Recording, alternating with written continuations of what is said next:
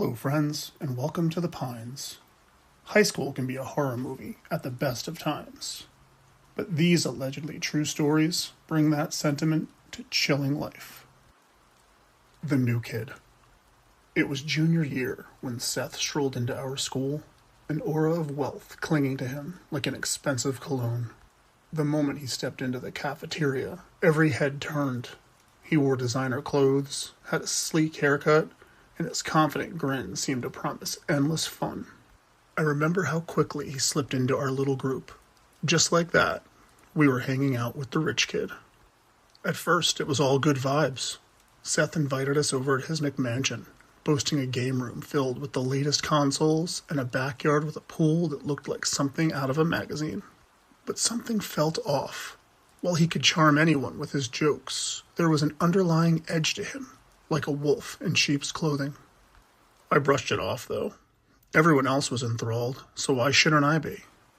One Friday evening, Seth called us, practically demanding we come over. "My parents won't be home," he said, his tone cheerful but with an intensity that made us uneasy.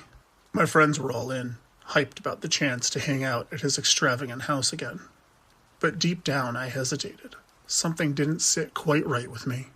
When we arrived, the atmosphere felt different. Seth seemed to be in control, pushing us to play his games like he was orchestrating some twisted funhouse. Then he suggested we go out to egg our math teacher's house. A dare, he called it. My gut twisted. This wasn't like us. I hesitated, but my friends went along without argument, caught up in his charisma. As we stood outside Mr. Thompson's house, I felt the tension. I didn't want to be a part of this, but the way Seth was staring at me, demanding I join in, was terrifying. "Come on, man, don't be a pussy," he growled, stepping closer, invading my personal space. I swallowed hard. "I'm not doing this," I said, trying to sound confident. Seth's eyes darkened, and he shoved me. "You don't get to say no." His voice was low, menacing. I felt trapped, the world around me narrowing down to just him and the pressure he exerted. My heart raced. Jason, my best friend, spoke softly. "Come on, Nick," he said. "It's no big deal." Seth glared at me with malice. To defuse the situation, I grabbed an egg and hurled it at the house. It splattered against the brick with a satisfying mess, but my relief was short-lived.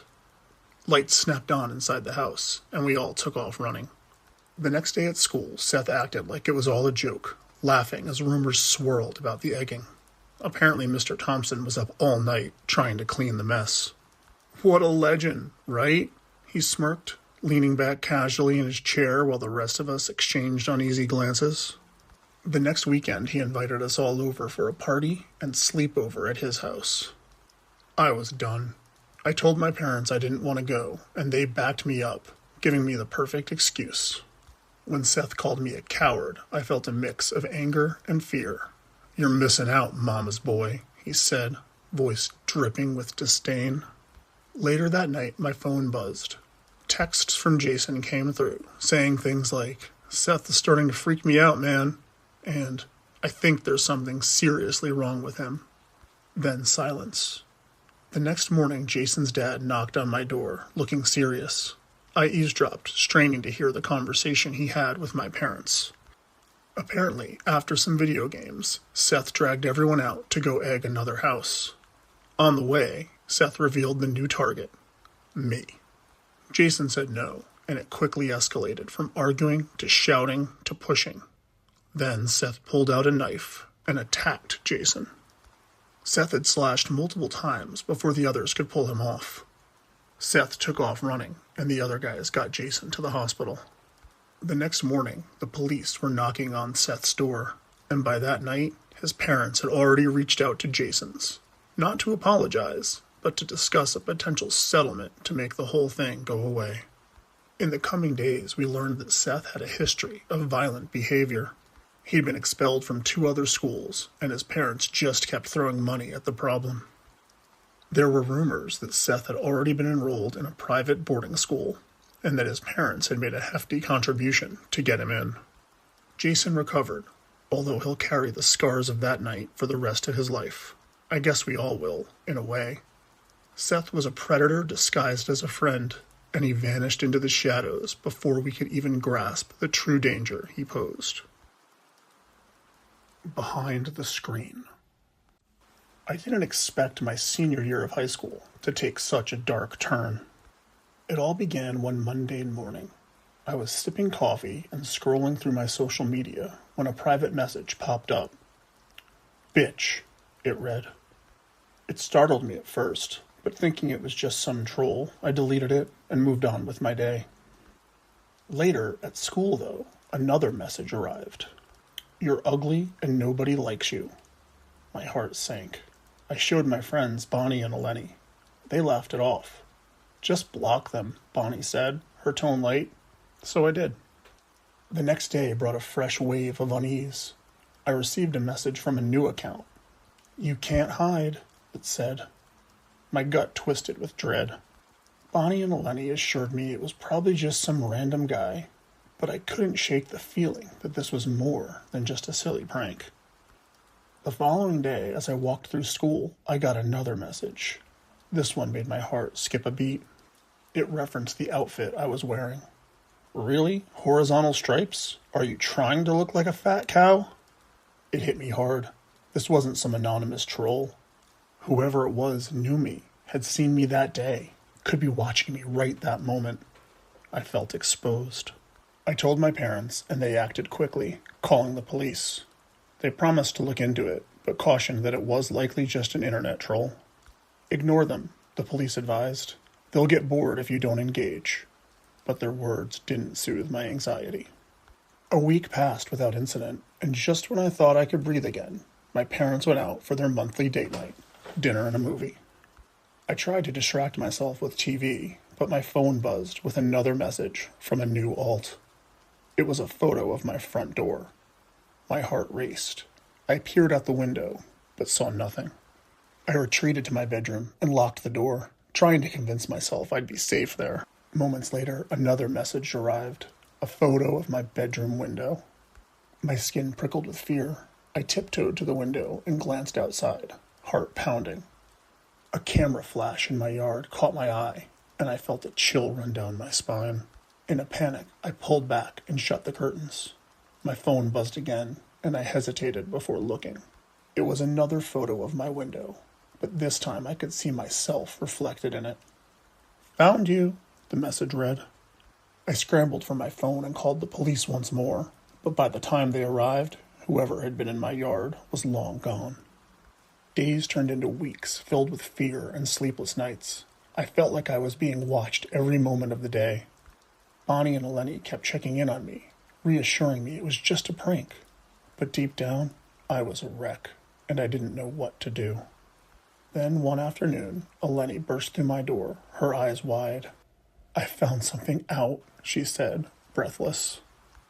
It was Bonnie, the cheerful girl who had been my friend since elementary school, the girl who had cheered me on when I was named senior soloist in the choir.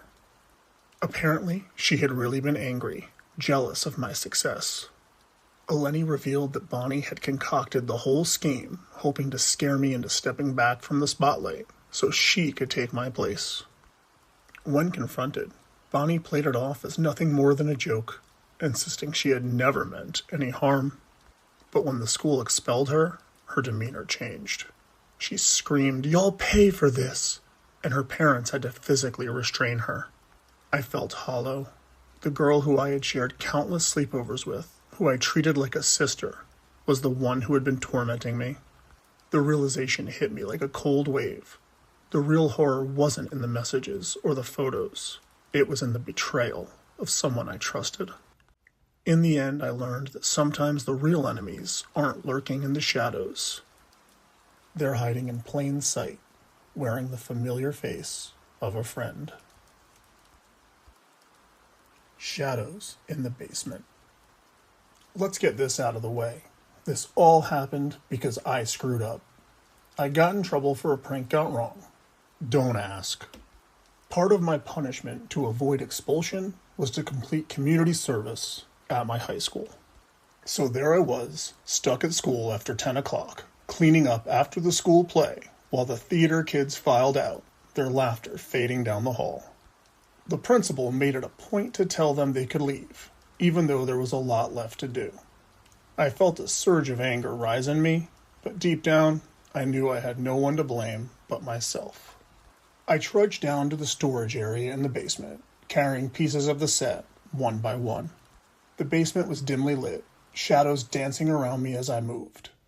As I reached the bottom of the stairs, I thought I heard something, a faint rustling. I paused, straining to listen, but shrugged it off as just the building settling. I took another load down, this time a box of costumes. As I maneuvered it into the storage area, I heard something again. This time, it almost sounded like a door clicking shut. I called out, thinking it might be one of the theater kids playing a prank. "Hey, is someone there?" Silence answered. The hairs on the back of my neck prickled, but I pushed it aside. I was on my last trip down with a set of folding chairs that were kept in the back closet. I pulled on the door, but it was stuck. I put down the chairs so I could use both hands and pulled harder. Suddenly the door swung open with such force that I stumbled and fell onto the cold concrete floor. Looking up, I froze. A shadowy figure lurked in the closet, moving closer. My heart raced as the dim light revealed a dirty, bearded man. He smiled, but it wasn't a friendly smile. It was predatory, like he was savoring the thrill of the hunt. Panic surged through me. I scrambled to my feet just as he lunged at me. I felt his grip on my shirt, but with a surge of adrenaline, I wrenched myself free and bolted up the stairs, screaming at the top of my lungs. When I reached the landing, I nearly collided with Sam, the school custodian. Sam was a gruff, older man, holding a mop in his hands. "What's going on?" he asked, his brow furrowing as he noticed my wild eyes. "There's someone in the basement," I gasped, my voice shaking. "A man. He tried to grab me." Without hesitation, Sam moved toward the stairs. "Stay here.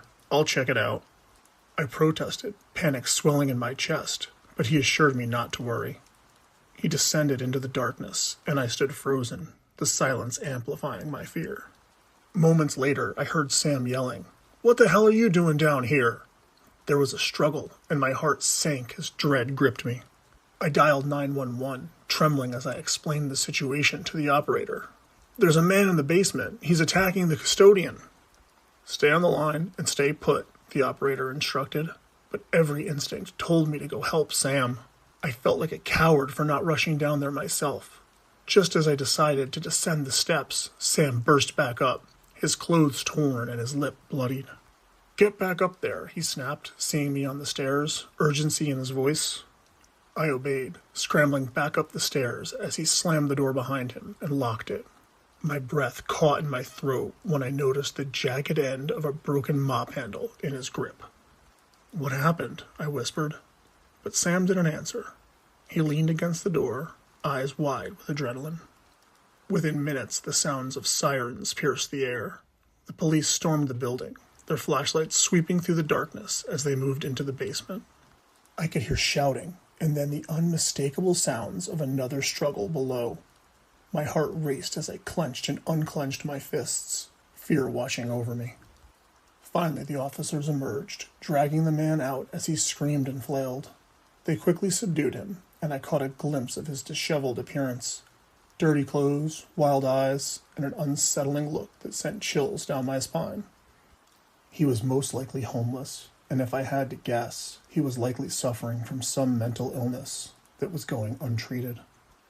"Looks like he's been living down there for quite a while," explained one of the officers. They had found a makeshift bed and empty food wrappers in the closet. Sam nodded. "That explains the dirty footprints I've been finding in the bathrooms every morning. He must have been sneaking upstairs at night."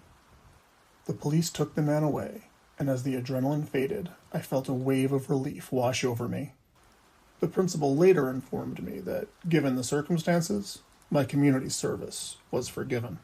That night, as I lay in bed, I realized how close I had come to something terrible. The shadows in the basement would haunt me for a long time, but I was grateful for Sam's heroics. I think I had spoken to him all of twice in the nearly 4 years I had gone to school there, but he didn't hesitate to protect me. That's a lesson I'll keep with me always. Thanks for listening. If you've enjoyed these allegedly true high school horror stories, please like the video and subscribe to the channel. We'll see you next time with more Whispers from the Pines.